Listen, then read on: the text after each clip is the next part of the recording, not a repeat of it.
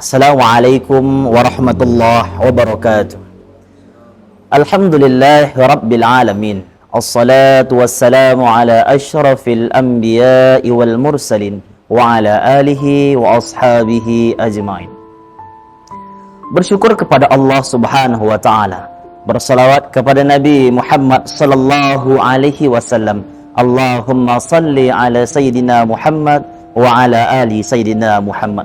Semoga dengan mengulang-ulang salawat tersebut, baik di waktu tenang, baik di waktu sibuk, baik waktu berdiri, baik waktu duduk, baik waktu berbaring, insyaallah nanti di yaumil akhir tidak ada bantuan pejabat, tidak bantuan pengacara, tidak ada bantuan hakim, apalagi bantuan orang tua. Di saat itulah kita mengharapkan bantuan Allah Subhanahu wa taala.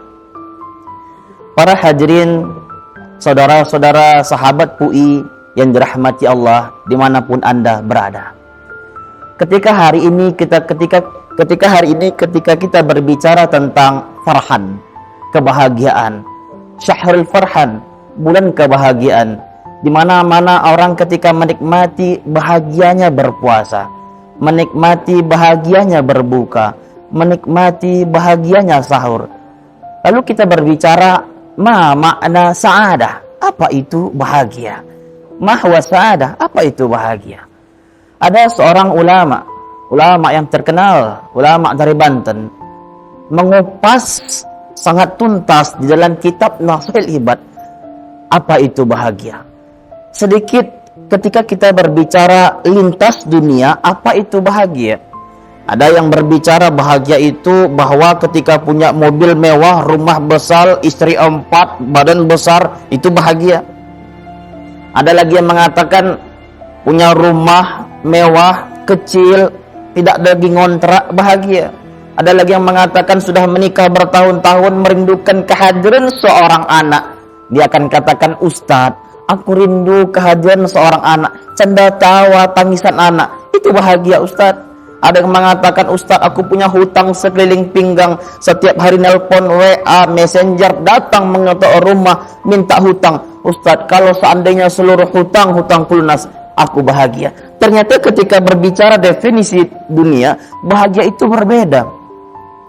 Sementara ketika kita berdoa, Rabbana atina fid dunya hasanah wa fil akhirati hasanah wa qina azabannar. Indah kalimatnya, artinya sangat bagus. Tapi ketika tidak selaras mulut doa dengan perbuatan, kata Imam Malik, itu tidak akan sempurna. Lalu Ustadz, apa kiat-kiat bagaimana kita mendapatkan bahagia dunia, bahagia akhirat? Mari kita kupas. Ada 4 tanda orang bahagia dunia, bahagia akhirat. Imam Nawawi Al-Bantani di dalam kitabnya Nashul Ibad dalam bab ketiga. Yang pertama, zikru dzunubi al-madiyah, mengkoreksi, mengingat-ingat dosa-dosa yang lalu. Kita ini hamba-hamba yang banyak kali berdosa, banyak berdosa. Lalu Allah Subhanahu wa taala memperingati kita, mengingatkan kita. Surah Al-Imran ayat 133, wasari'u ila maghfiratin mir rabbikum wa jannatin arduhas samawati wal ard u'iddat lil muttaqin. Wahai hambaku, jemput ampunan, kata Allah, bersegeralah dengan fi'lun amar. Apa maksudnya? Allah tahu, Allah sebagai Khalik, Allah tahu mana hamba-hambanya yang betul berbuat dosa, sering berbuat dosa. Bahkan malaikat Israel itu sangat geram kepada kita. Ya Allah, ini hamba zuhur bermaksiat. Bagaimana ya Allah kalau aku cabut ini hamba? Bahkan di dalam sebuah riwayat mengatakan malaikat Israel ini menilik, bukan memakai kata ro'a. Ro'a melihat, tapi memakai kata nazara, memperhatikan. Menilik, melihat, memperhatikan. Kita sebanyak 70 kali dalam sehari semalam. Berarti kalau 77 atau 70 dibagi 24, berarti 1 jam, dibagi 1 jam 3 kali malaikat Israel melihat kita. Apa maksudnya?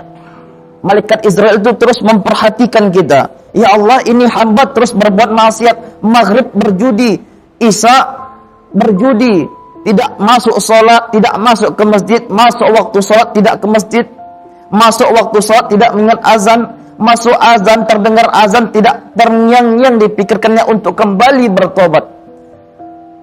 Apa kata Allah Subhanahu wa taala? Tunggu, mungkin nanti jelang subuh ini taubat. Lalu apa kata Allah? Lihat sebentar lagi, lihat sebentar lagi, sebentar lagi. Begitulah Allah Maha Rahimnya kepada hambanya. Lalu ketika hamba ini bertobat, apa kata Allah? Wahai seluruh malaikat yang ada di langit dan bumi, ini hambaku telah bertobat. Allah umumkan, Allah delegasikan, Allah share, Allah siarkan hamba-hambanya yang bertobat. Yang kedua, wa nisyanul hasanatil madiyah, lupakan kebaikan kita kepada orang lain. Kadang ini orang-orang yang punya kompeten, punya jabatan, ketua BKM, ketua persatuan, orang kaya, dia akan katakan ini masjid tidak akan terbangun kalau bukan saya yang jadi orang kaya di sini. Ini persatuan, ini keagamaan, ini pekerjaan kalau bukan aku ketuanya, aku bendaharanya, ini tidak akan terjalin, tidak akan ada kerjaan, tidak akan terbangun kalau bukan aku sebagai ketua. Kenapa? Karena kita terus mengungkit-ungkit. Bahkan kata Imam Nawawi di dalam Al-Azkarnya mengatakan, orang yang masih ingat-ingat dosa, ingat-ingat pahalanya, ingat amalnya, orang ini telah tidak sampai amalnya. Apa maksudnya? Orang yang masih ingat amalnya, berarti amal itu belum sampai kepada Allah. Yang ketiga, wa nazara man huwa fawqahu fil akhirah. Ketika berbicara akhirat, lihatlah ke atas, jangan lihat ke bawah. Apa maksudnya? Berlomba-lombalah menuju kebaikan. Fastabiqul khairat.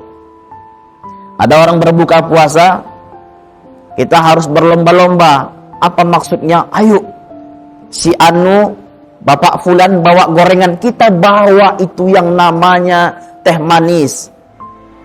Untuk Ustadz 200.000 amplopnya, kita kasih lebih besar, kita jemput Ustadznya. Bapak ini nyumbang kusen, kita nyumbang kubah. Bapak ini nyumbang cat, kita harus nyumbang lebih baik. Apa maksudnya? Berlomba-lombalah lebih hebat mengejar kebaikan. Ada yang mengatakan seorang Ustadz, Allah itu bahagia melihat orang kaya bersedekah. Betul. Tapi Allah lebih bahagia melihat orang yang susah sama istiqomah dalam menjalankan sedekahnya. Yang terakhir, wa nazara man huwa dunahu fit dunya. Ketika berbicara dunia, jangan lihat ke atas, lihatlah ke bawah. Apa maksudnya? Syukur. La in syakartum la azidannakum wa la in kafartum inna azabi lasyadid. Ketika engkau bersyukur, nikmat-nikmatku akan aku tambah, kata Allah. Tetapi ketika engkau kufur, nikmat yang pernah aku berikan, bahwa nikmat, apa-apa itu nikmat, umur itu nikmat, istri, suami, kendaraan, rumah, pekerjaan. Ketika kenikmatan itu tidak engkau syukuri, nikmat itu Allah ubah haluannya jadi azab. Sehingga engkau akan merasakan stres, gundah, gulana, kacau dalam hatimu. Engkau tidak akan lagi merasakan nikmat. Dalam hidup ini cuma dua. Kalau ketika tidak mendapatkan nikmat, engkau mendapatkan azab.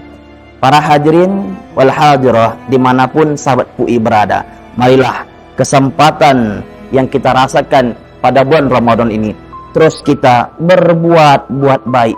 Sehingga kita ketika dipanggil Allah Subhanahu wa ta'ala, kita tidak tahu amal mana yang menarik kita ke dalam surganya Allah. Ila liqa ma'as salamah. Assalamualaikum warahmatullahi wabarakatuh.